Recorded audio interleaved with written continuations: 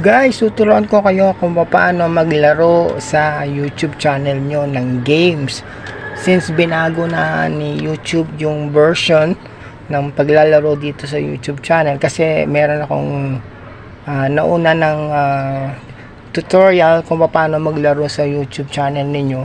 Ito ay panibagong tutorial. So, ganito lang po ang gagawin. Bubuksan lang natin ang ating YouTube channel. Yan na yung YouTube channel natin. Ating YouTube channel na Kuya Marius TV. Ayan, Kuya Marius TV 758, variety content. Bali, ang una pong gagawin natin ay bubuksan ipapress lang natin itong plus sign sa gitna. Tapos, hanapin po ninyo ang Go Live. Press po nyo itong Go Live. Then, sa title required, lalagyan po natin ng title na Let's Play Worm Song. Burayin lang natin yan. Up, lagyan natin Let's Play Worms Song .io. Tapos lalagyan din natin ng shout out kasi may nagpa-member sa akin, so lalagyan natin ng shout out to Inay Morley, my silver member. So bali meron po siyang 10 watch hours sa akin. Ngayon nagpe-play ako para sa kanya.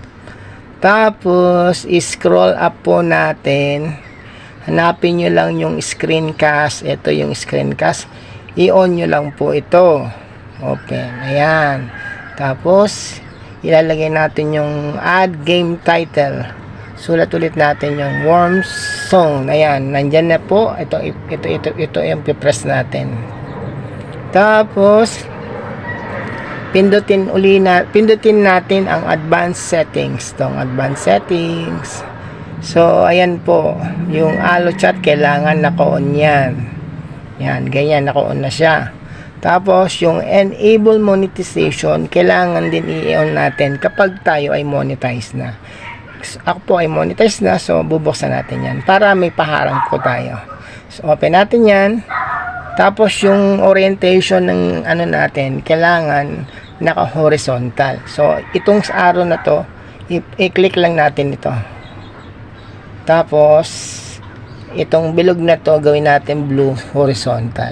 Ayan. Horizontal na siya. So, balik tayo. Dito sa arrow back ng select orientation. Yan ang kiklik natin. Tapos, isa pang balik sa advanced settings yung arrow, i-click natin. Then, ang gagawin natin ay next. Click nyo yung next. Yan, hintay lang kayo. Yan, eto na. Dito naman sa title, di ba, Let's Play Wormsong.io, shout out din, nakalagay. Meron po yung pencil icon. Hanapin yung pencil icon. Tapos, i-click nyo yon para makagawa kayo ng inyong thumbnail. Ito. Yan.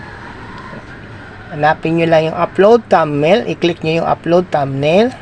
Tapos, sa gallery nyo, hahanap kayo ng ilalagay yung thumbnail. Ito. Ayan. Tapos, isi-save lang natin. Save. Yan, may thumbnail na tayo. Then, pipindutin natin ngayon itong next. Yan.